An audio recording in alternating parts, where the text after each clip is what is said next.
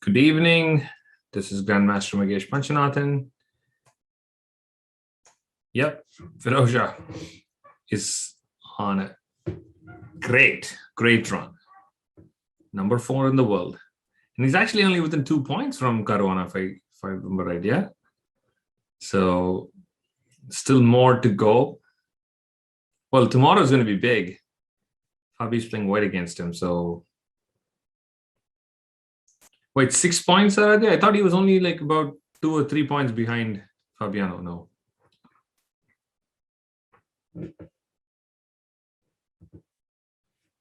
Yeah, something like that. Something like that. So, well, I think his live rating is not 2799. All right. Anyways, let's go ahead and get started. So what I'm going to focus on today, or like today, we want to study, work on calculation. So, and I've been doing this the last few weeks with my students, and I've been, I like what's going on. I thought this is probably a good lesson for all of us here too. So the main idea is this. One of the biggest difficulties in calculation that I've noticed, at least, is that not that you don't find an exact answer or have a finish or like get the exact evaluation. Sometimes it's very difficult to even identify what's going on, what's critical. So I thought we can focus on that a little bit more while we're doing our calculation. Because if you're spending 10-15 minutes as a player, it's important that you understand where those 10-15 minutes are going, right? So, and there is no one else who can help you in this except yourself. You want to do the classroom? We can do that too. But I think, should we do the classroom? I think the board is all set up, guys. So I think we will, maybe I can do some questions. So Koshe, can I create the classroom? I think someone is asking, I think Raya is asking about it. Sure. It should take me only a second. In the meantime, you guys can look at this position. So tell me what is going on. Okay. So, and as always, I like to talk about the position before anything else, we do in terms of plan or calculation. I always like to look through the position itself, right? Like basic observations. There's nothing to do with any moves or anything. It's simply what's going on. What do you guys have? Type it in chat. Tell me what are the basic things that you see in this position that you think is important. White is attacking, says Aradhya. Fair enough. Okay, that should do it. All right. Rook versus bishop plus knight. Rook and h8 is not good. A little bit of calculation is going on. If you're typing any moves or anything, don't type it in general chat. Always type it in private chat. I might have sent it to just Aradhya, my bad. Let me send it to everyone else. All right. The password is 123456. This should kind of do it. All right. You can all join this board, click on the link and the password. You can put in your own name and the password is 123456. I think most of you have already used this, so you might have an idea about this.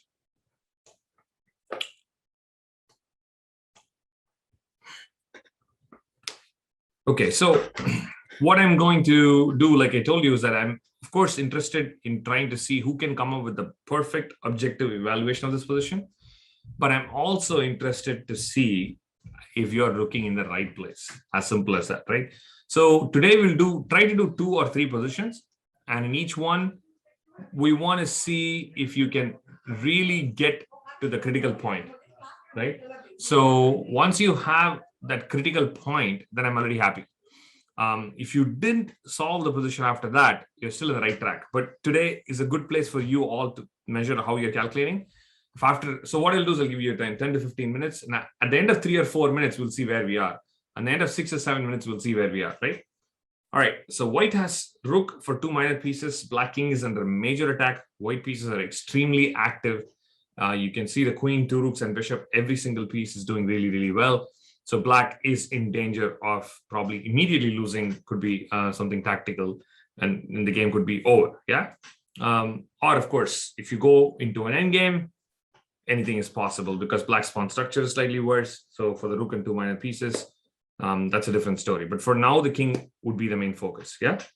All right. So what I'm going to do is I'm going to start a timer. We'll set 10 minutes for this position. So I will say at the end of 3 minutes, I would like all of you to give me what you're actually calculating. And again, do only private chat. I'm not going to ask the question on the board yet. I'll ask maybe towards the end. At the end of 10 minutes, I'll ask that.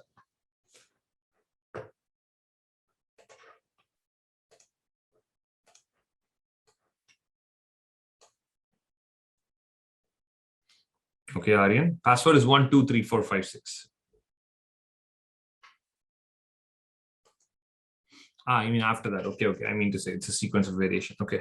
All right, guys. It's about 3 minutes. I would like all of you to first put in this, right? What are the candidate moves you saw in this position? Now, if you think you got the whole variation, that's fine. I still want to know what candidate moves you looked at. Remember this is more about the calculation process than the calculation result. So we are going to be talking about the process more. So I want to know what candidate moves did you all consider?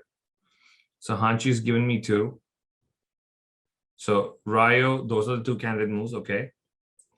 Eric.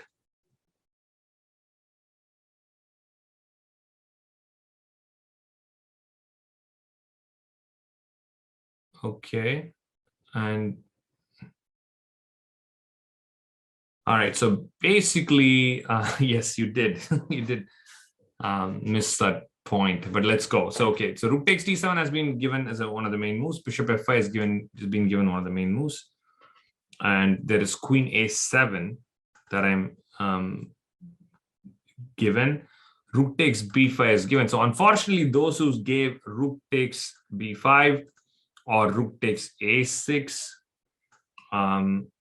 or basically you're just hanging your queen. But that's actually a very strange thing. In this particular position, somehow, I don't know how, but a lot of my students have missed that this queen is hanging. And funnily, when I looked at this position first, I also did not pay attention to the fact that my queen was hanging. So I don't know if it's a weird piece setting or whatever that is. It seems to be a very interesting, could be like a nice case study to see why in this particular situation, lots of players tend to forget that the queen is hanging. I don't know. Maybe this pin is making you believe that the knight is also kind of pinned. I don't know. But so the queen is hanging. That leaves me with 3 candidate moves. I think you should have considered this, and this. Obviously, rook d7 and bishop f5 are more forcing. Yeah. Now, I want a comparison between these 2 more because I think queen a7 can be rejected. And if you didn't, you have to think about this. I think after queen a7, bishop takes d6, I don't see anything major because the bishop can block, knight can block, and the king can go to d8. Okay, there's something maybe still, the king is still weak. You can probably try to attack me, but it does not feel right. And that's important because you have to use your intuition to select the variations. So now I need a full evaluation. Now, some of you have given me one of it. Even if the first one or the one that you saw is completely winning and that's what you believe, I would like to know exactly what the evaluation is for both eventually. Okay. Having said that, if you have not evaluated this completely, pick one first. So in a practical play, it's very important what you pick, right? Because if you're going to spend the next 5 to 10 minutes on this particular move, if you pick the right move, then there it is. You have the answer. If you pick the wrong move, and at the end of like 7 minutes or so, you figure out this is not working out for me, and you want to switch, it does not help your calculation. Okay. So you're going to pick one of the 2 moves, of course, and you're going to give me a variation in that. And once it's done, I also want the other variation. So I want to see an exact comparison between the 2.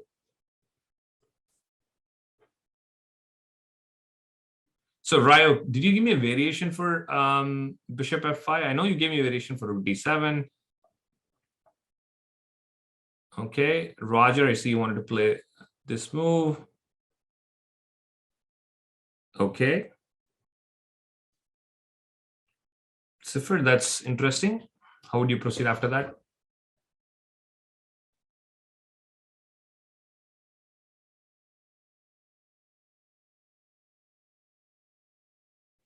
So Ryan Min, I want you to try to make that question mark a little bit more into a serious answer.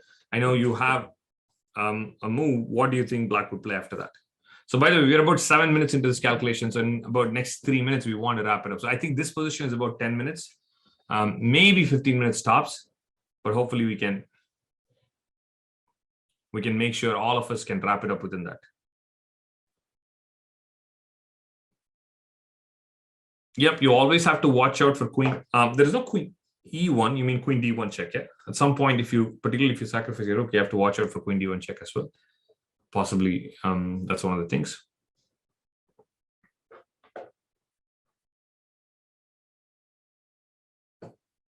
Okay, so we're about 8 minutes into this calculation. So what I will do is I will ask a question because I know you guys wanted to be this, have this board to definitely try to make an answer. Now, let's start with whatever the best continuation should be, right? So I'm going to ask the question. So whatever you think is the best continuation, that's what I want you to play in this one. All right.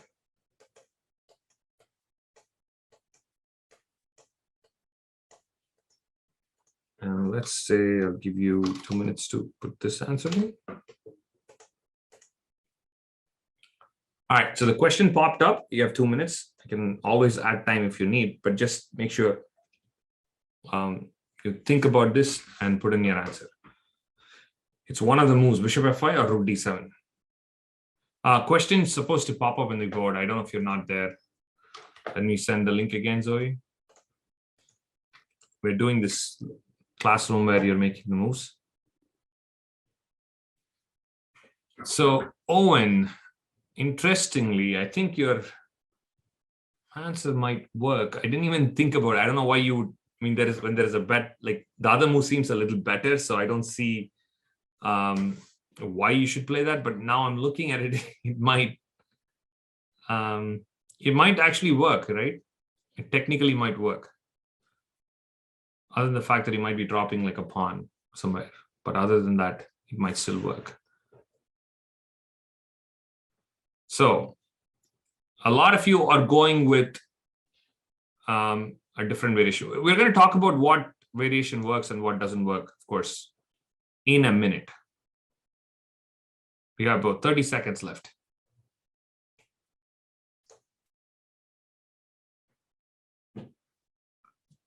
Okay, Roger and Freya have it.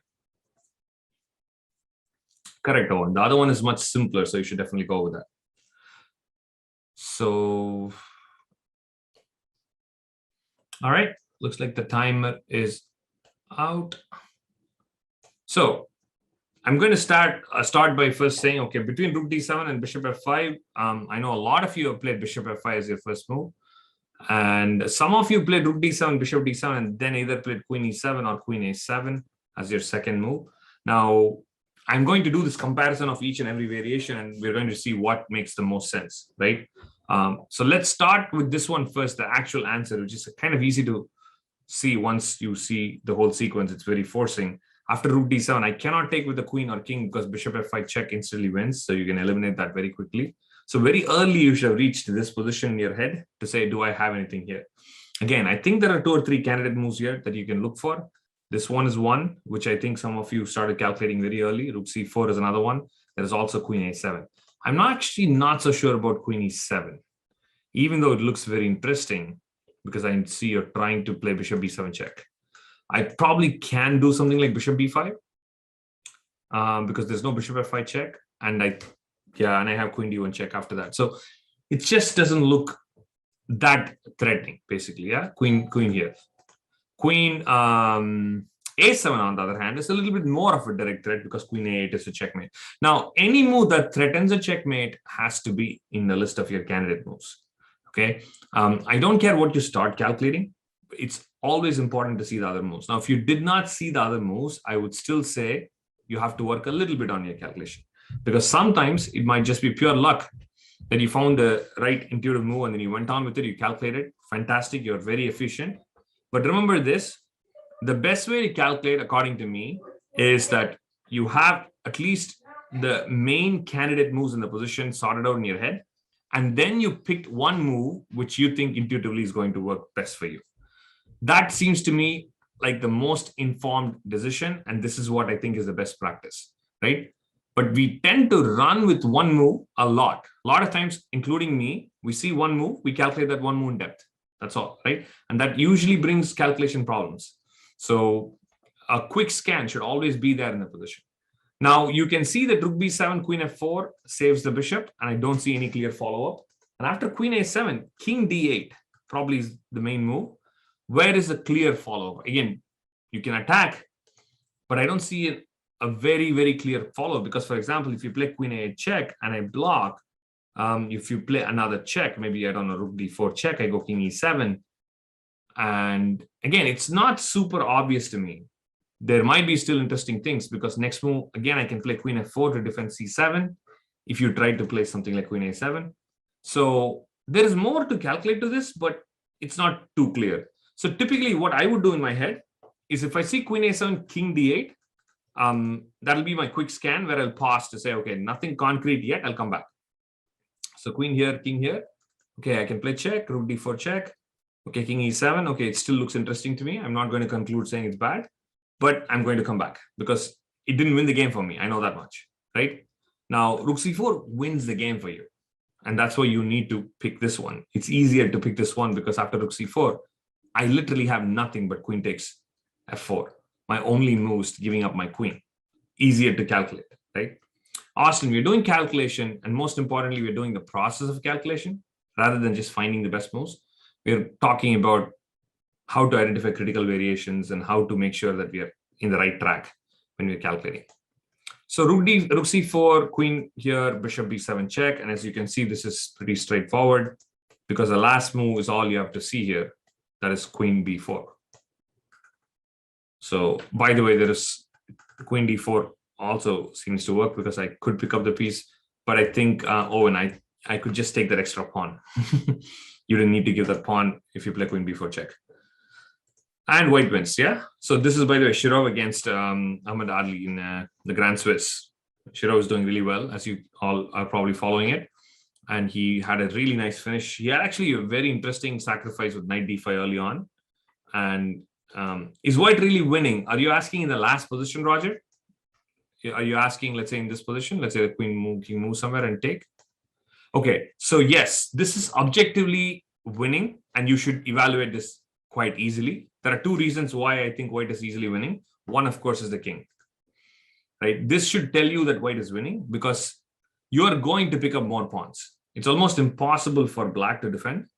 You're going to play some checks. Right here, I can see a multiple set of things, but let's say the king moved to a7. Again, I'm threatening this, I'm threatening this. I don't really see a good place for the king to move where I would not have more threats. So one, like I said, is you're going to lose pawn. The second thing is I see my pass pawn, right? I'm just going to push this pawn up at some point. My king is going to walk in, and this is objectively winning. Maybe black can put some practical resistance, but for me to do that, the king has to be in a good place.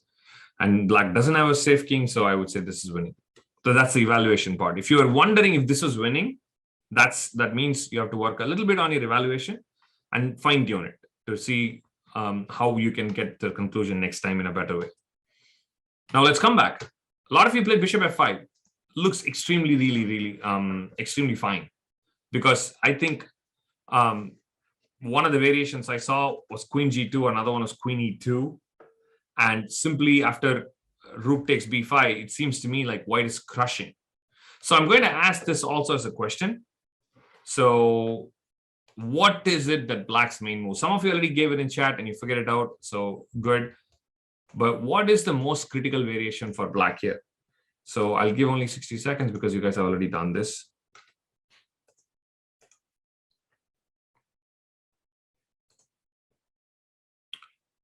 What is the most critical move for black here. And if you don't have this right, that could be the answer to why your calculation was wrong. Austin May, I'm not so sure what that move is. I'm definitely not playing that.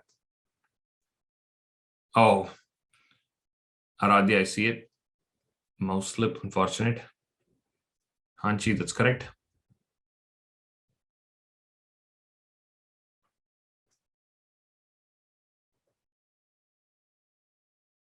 All right, time up. So it looks like some of you missed making the move. Try to make some moves, of course, at some point, even if it's wrong.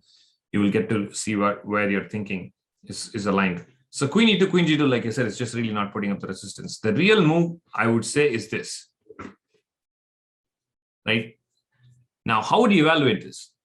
Can you all type in an evaluation in chat? What is your evaluation of this position? So white has white has a queen, black has 3 minor pieces. Eric, if you meant to play queen f5, then you got it right. That is a move. You also mouse flipped. I see you played queen takes f4. So, Aryan, are you saying plus equals? Okay, equals or plus equals, something like that. Okay, unclear, white probably better, right? Alexander Wang 6 equals plus. White's winning. The deep blue is Kasparov game 6 match. Okay. Between equal and slightly better for white. I think this is equal because the 3 pieces will coordinate. All right. I'll tell you what, you're on the same boat as me. When I first looked at this option, as queen takes f5 and bishop takes d6, my initial evaluation was a little unclear. I definitely like white. Again, the main reason is because the black king is very weak. So practically, I think white will win this one. Objectively, I felt like white, might be better, but not winning. This is exactly what I was initially looking. I didn't look at it in depth, but this is the rough evaluation I came up with. But turns out this is completely winning for white also. So this is plus minus separate, and you have an evaluation of like 0.3 or something like that, plus 3 point, sorry, not 0.3, plus 3.0 or something like that. So white is objectively clearly winning in this position. But that is what a computer can tell you, not a human evaluation. So what I got from all of you here is more reasonable. I think black has 3 minor pieces, and I don't see an immediate way to win anything. Yeah, because you play rook d4, I go back. You play c4, I go. So you cannot play c4 because the rook is already hanging. Maybe you can play this and then play c4, but then bishop goes to c6. And like Roger pointed out, my pieces are coordinating. They're defending key things. I'm defending the f6 pawn. And, if my rook somehow gets into the game, I might be, black might have a dangerous attack too.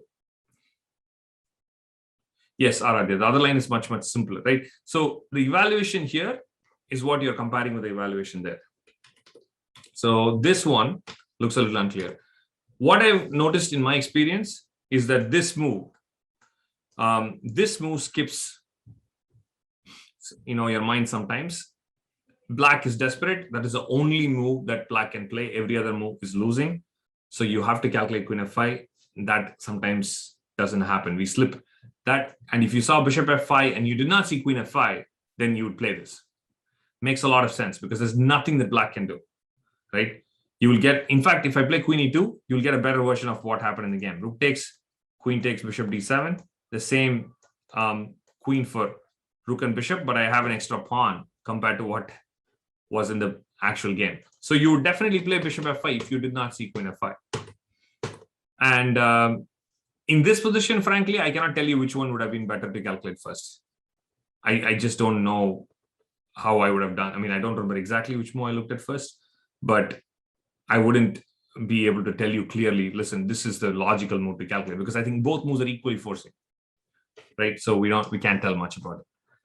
But the final conclusion is that you have to evaluate bishop f5, queen f5 variation, rook d7, bishop d7, rook c4 variation, compare that, and then you can make the decision. Hopefully you can do all of that in 10 minutes. Okay, let's move on. I am not sure if I gave you all this position, so I'm going to try this. Tell me if we did this. I don't think we did, but if I remember right, in our last class, we did a similar calculation training about Vishy Anand's game. Is that right? Am I right? Am I completely wrong? Oh, I am right. Okay, so then we didn't do this position. Very good. All right, we have the next position on board.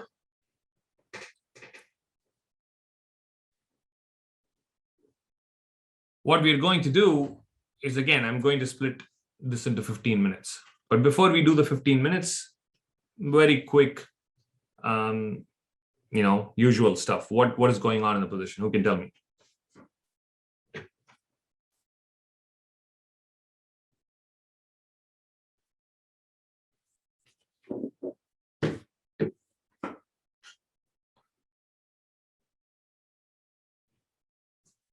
D5 is an outpost. Fair enough. Looks imbalanced. I'm not so sure if it's imbalanced. Why does it look imbalanced, Austin May? Because it seems to me that the material is even. What is imbalanced? Right, the conclusion or the evaluation we'll do it late in the end. First, I want to know what's going on,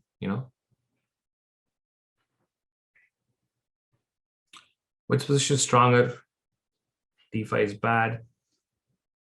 The pawn structure and piece placement are imbalanced. Fair enough. That is true. Pawn structure is very asymmetrical. That is correct.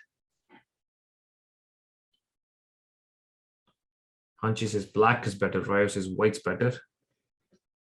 Weak pawn on D6 and black has the E file. Very good. Black is attacking, but the queens are about to be traded. Good point. Okay.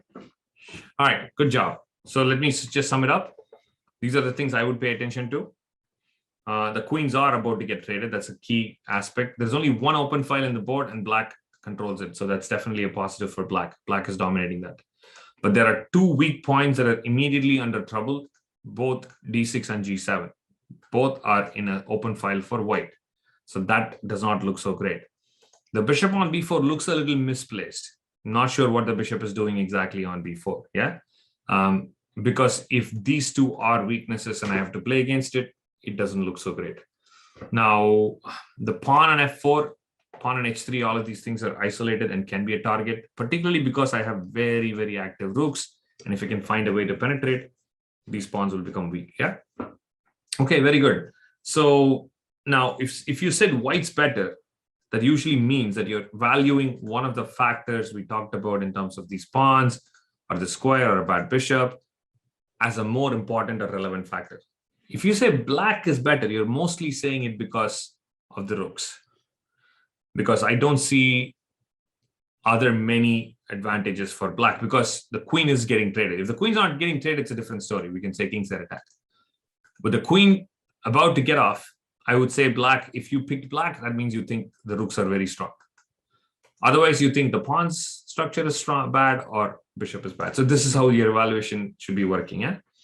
All right. So obviously, I can play. I have to pretty much play queen takes d5. I mean, these two moves are possible, but don't really make much sense. So what I'm going to do is I'm going to split this up. There are two moves, and we are going to, again, look at both of them hand in hand, push our calculation as much as possible, and we are going to make decision. Okay. Right. Again, I don't want an evaluation completely like that yet. Just basic, basic understanding of that position to say this looks better, that looks better, but we don't have any conclusions. Remember that. It's very, very important that you do not conclude. If you give me conclusions, you have no option to learn or no option to figure out what is going on. So you're trying to explore what's going on in this position.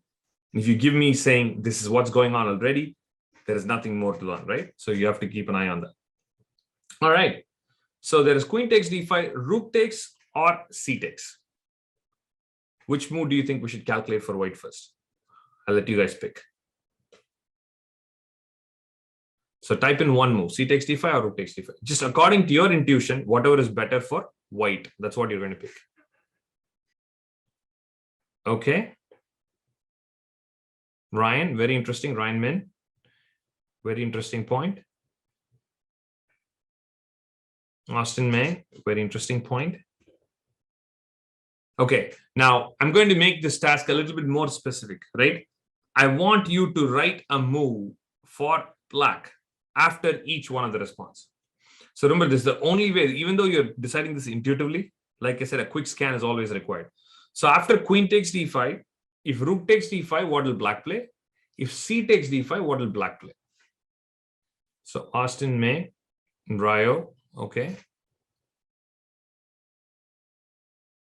Aryan, okay. Aradhya. You're changing your move, Sifar.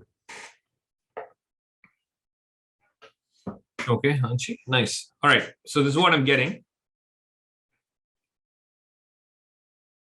Queen e6, I'm not a big fan of.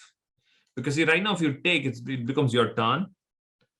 And you can do something. You play queen e6, and if you allow the trade, it becomes your opponent's turn. I don't see why I should give that, right? Queen e6, queen takes e6, and rook takes e6, and it just becomes white's turn. But as you play queen d5, it becomes your turn, right? Always keep the ball in your court. Right, now, so clearly what I'm getting is whether I take it with the pawn or with the rook. A lot of you simply want to play rook e2. Makes a lot of sense. I go to the 7th rank. White rook cannot go to d2 to control the 7th rank. And if I do win the 7th rank, bishop is in danger, pawn is in danger. So why not? Yeah. So whichever pawn captures or whichever piece captures on this, rook e2 looks like a strong move. Yeah. All right. Now that we have this in mind, I'm going to again ask everyone to pick one move. Which move do you like? cd5 or rook d5? Again, let's go. Chat.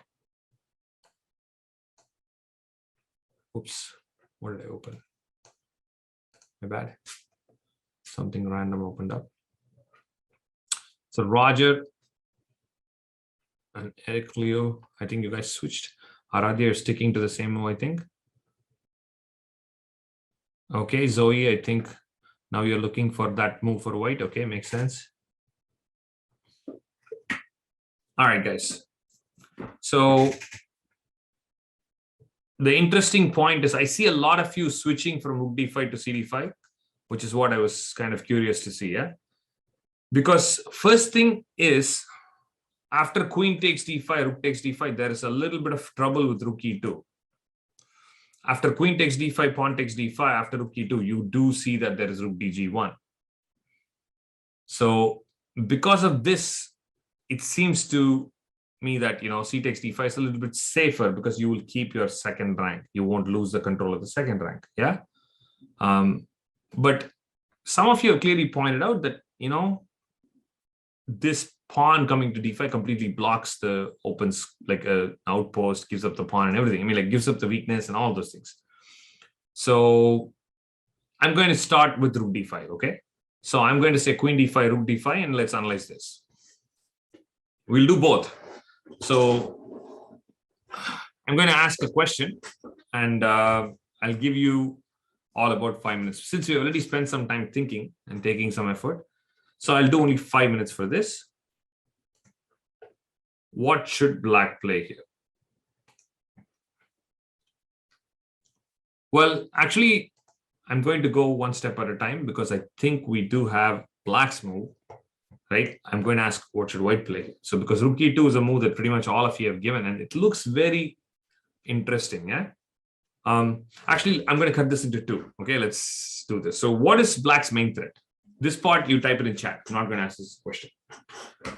So clearly, I'm not going to play rook takes e2. Right.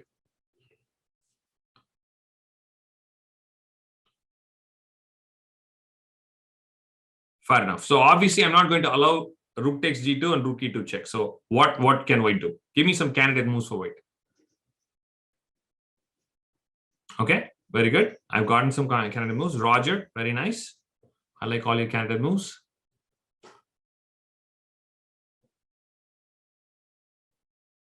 Okay, so all right.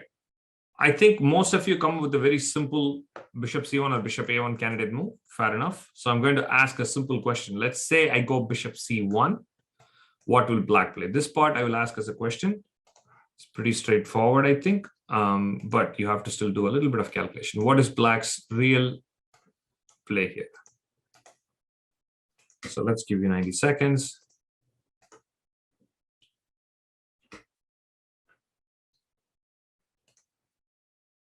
What does black want to do here?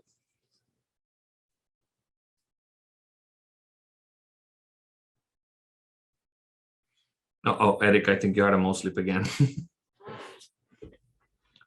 I know you're not going to drop your rook. So Kelsey, I think you got the idea, but you executed the wrong move order, unfortunately. All right, see, I think most of you got this. I like it. Some of you got the idea. Some of you had a mouse slip. All right, let's see if you're last 10 seconds. All right, so let's see.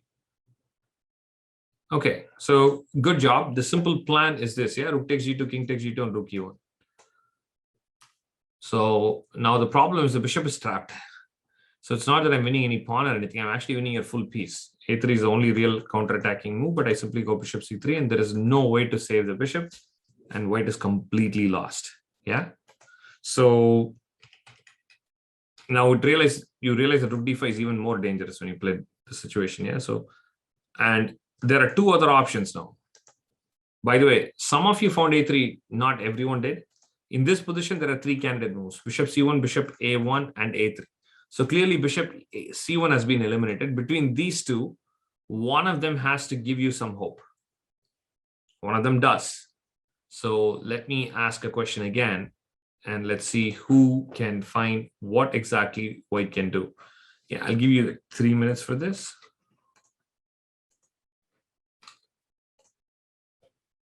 So it's very critical because now one mistake here and there and you're going to lose the game. So you have to be very careful on what you're doing and what move order you're doing. Yes, it was. You kind of rejected that move. Turns out that's a move. I'll tell you. We'll talk about it in just a second.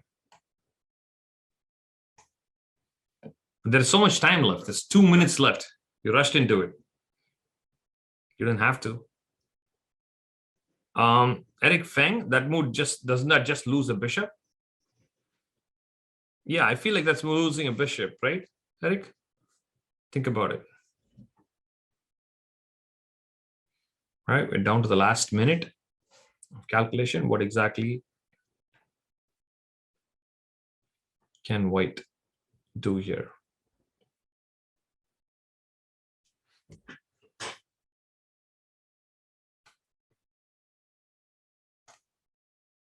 Let's see if someone can get it.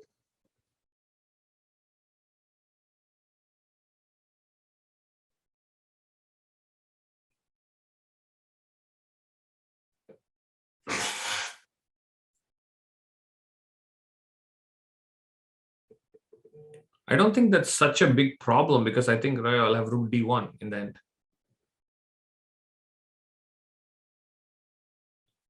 And then probably the next move, king e4 or rook g1 after that. It still looks a little interesting, but I think white has counterplay.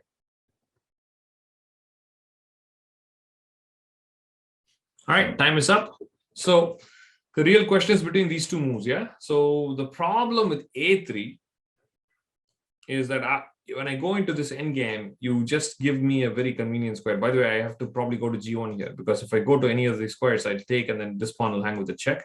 And if you go to f1, when I take this pawn, there will be a possibility to play this check.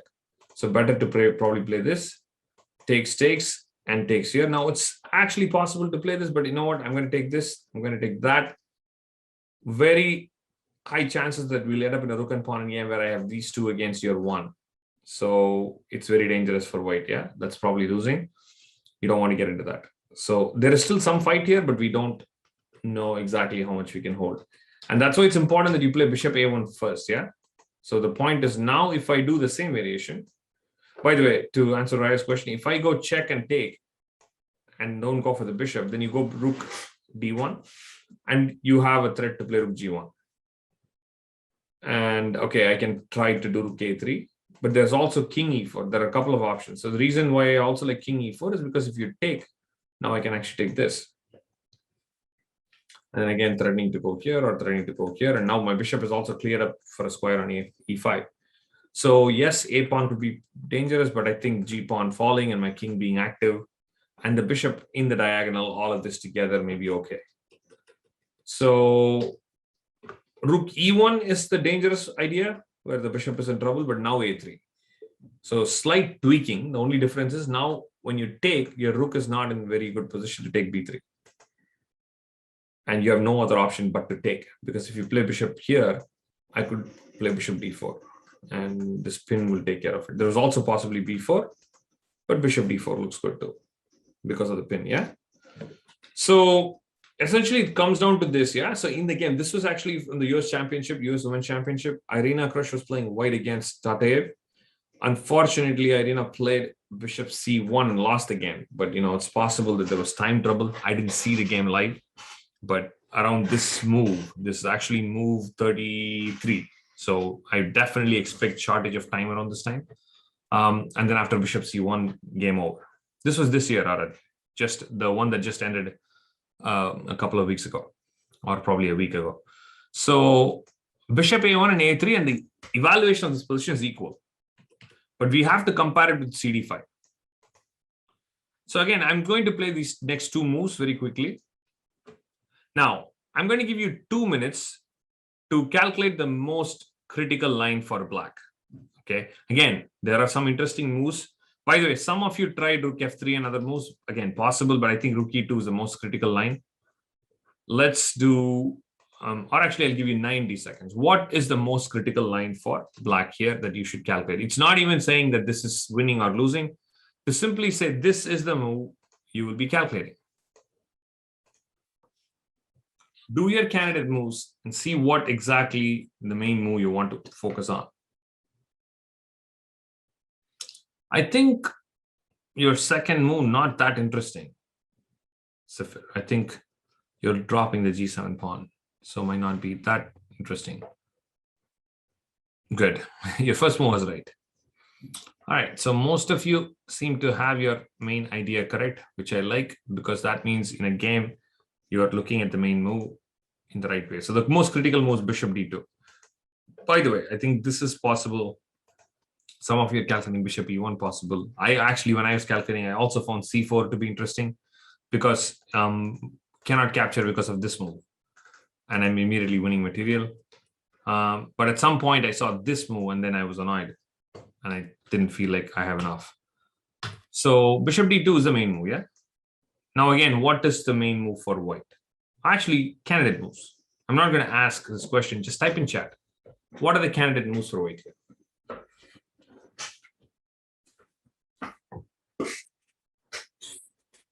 Well, doesn't rook takes c2 just drop a pawn? I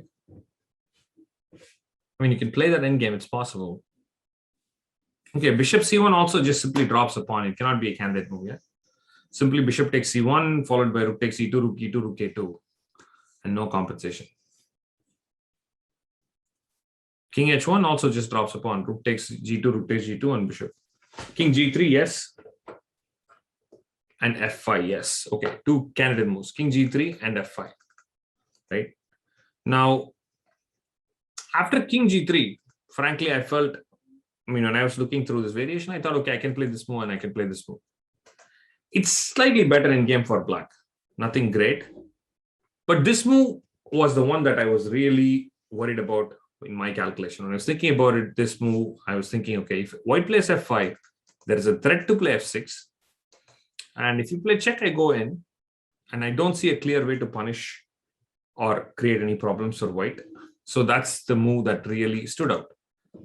And so bishop f4 check, let's say king goes here. Now I want you to tell me what could be the best move for black here.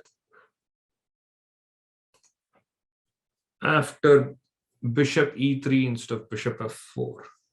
So after f5, bishop e3. Did we just miss that?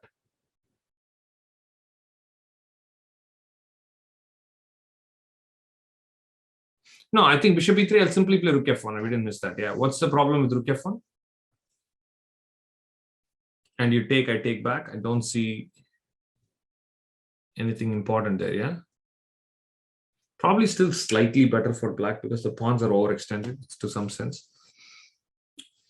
So when I play king f7 and if I get my bishop to f6, it'll be better. But okay, what should black play here? So when I initially calculated this idea kind of stumped me. I was not so sure. I don't think so because then rook takes rook, yeah, which will not work. All right, let's see if anyone found this. Not an easy move to find this. I also was stumped in this idea. So, okay, timer is up. This is just simply too strong. Don't worry about it because when I initially calculated this, I just completely missed this. I looked at this position and I evaluated this to be roughly equal. So, but g5 and black is clearly better here. I mean, g5 is just brilliant because this is a very strong move. And the only reason that runs into problems is because of rook g7 and you simply stop it, right? So after take takes rook e3, I just simply, I'm running out of moves. So, I mean, there's even a beautiful finish here. I was initially going to ask that, but I'm running out of a little time. So I'm going to show it. Check king here, and then you finish off with rook check here. So now I cannot take it because of the mate, and you can simply take this bishop and then go rook c3. Now, basically you're trading all the rooks by force. Rook e4 is the only move. You play this check, take it, then play that check, take the other rook, and win the king and pawn game. It's almost impossible to defend against this rook e3 threat. Now, if this rook goes to e3, I think I can take and play rook g2, yeah? Yeah, it's not necessary. See, the thing is, when the king is so weak, I want to attack it with both my rooks. I don't want to do it with one rook. So to come back to this position, so the point is, it turns out after queen takes d5, rook takes d5 is actually a better move, only if you spot bishop a1 and a3. So this is very tricky. Sometimes you make a judgment to say, this is what I want to play, but you just have not seen any of it, any of the moves. Then you got lucky. So you should play rook d5 only if you saw bishop a1 and a3, and if you didn't, you got lucky. And you should play c takes d5 otherwise. Because rook takes d5, rook e2 is a very dangerous threat that black has, and you should avoid that with c takes d5. And in the c takes d5 variation, king g3 is better than f5. The good news is you don't have to figure it out beforehand. When bishop d2 is played at that point before playing f5, I think you should figure it out. If you try to calculate all the way from here, too difficult. But at that point, you can. Okay. Unfortunately, I have another class to run to, so I have to cut it right on time. Otherwise, I wanted to ask this last question as a question, but I think this is a good place for us to wrap. No, c4 doesn't work, Eric, because like we talked about, right? This is what I saw. After c4, I think this move is okay. Maybe there are other moves too. I just simply didn't think what I'm going to do after this. I saw something like this, and then I have to go here. And now bishop d4. So if you take this, I take here. And also, if you ever play this, I think this is okay. So I was not so sure how I can gain a huge advantage or play for a huge advantage. All right, guys. Thank you for coming to the class. I will see you all in one of the future days.